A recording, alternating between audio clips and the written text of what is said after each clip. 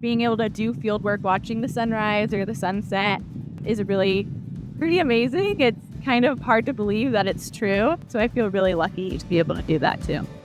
Welcome to Outside Science, Inside Parks. I'm Sammy Demers, and this time we're in Acadia National Park, where interns are monitoring marine worms in and around Acadia with marine worm harvesters. Let's go check it out.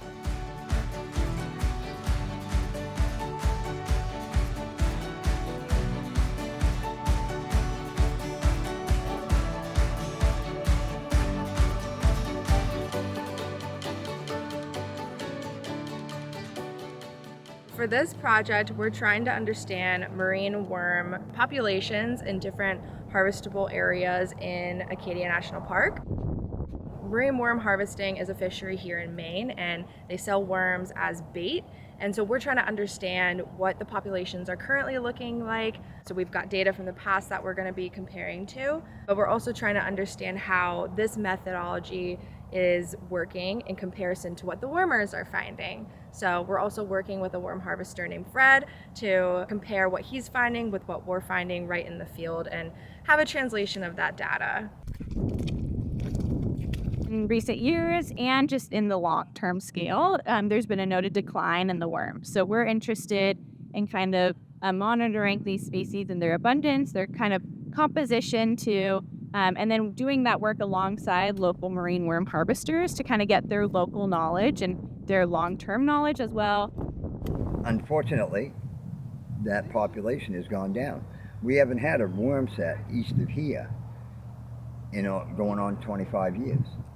And I mean, there's been little spot sets, but they weren't intense, and they were gone in 2 weeks. They were gone, and it's too bad. But we need to find out what's going on. Whether it's man causing it, whether it's a cycle, I don't know. They say back in history, and I was too young to know, that they had a worm crash like that happen then, and then they came back. I'm hoping they do, but I'd like to know what's going on. I've dug worms here for probably 50 years. It's been in my family for a long time, forever basically, harvesting from the shores. It's just a rewarding experience to be able to learn, explore, and do research with somebody who it actually affects and has a stake in the game. Malnourished.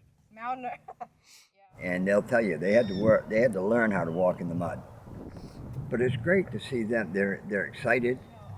They're into it. They want to find out as much as I want to find out, because right now the worm population is in an all-time low. That's why the price is so high. I've never, before this internship, experienced like doing community science before. So it's been really cool to experience that. Fred has been a super important resource with just kind of showing us the ropes, showing us the best techniques on how to find these worms, helping us with our species identifications, things like that. And they got 4 teeth in their stomach. And then really getting to hear like the questions that he has too has really informed a lot of the work we do too. Because again, he's been following these animals for tens of years, right? So 60 plus years. So he has some really great ideas about how they've changed or what might be attributed to that. Thanks for watching this episode of Outside Science, Inside Parks. We'll see you next time.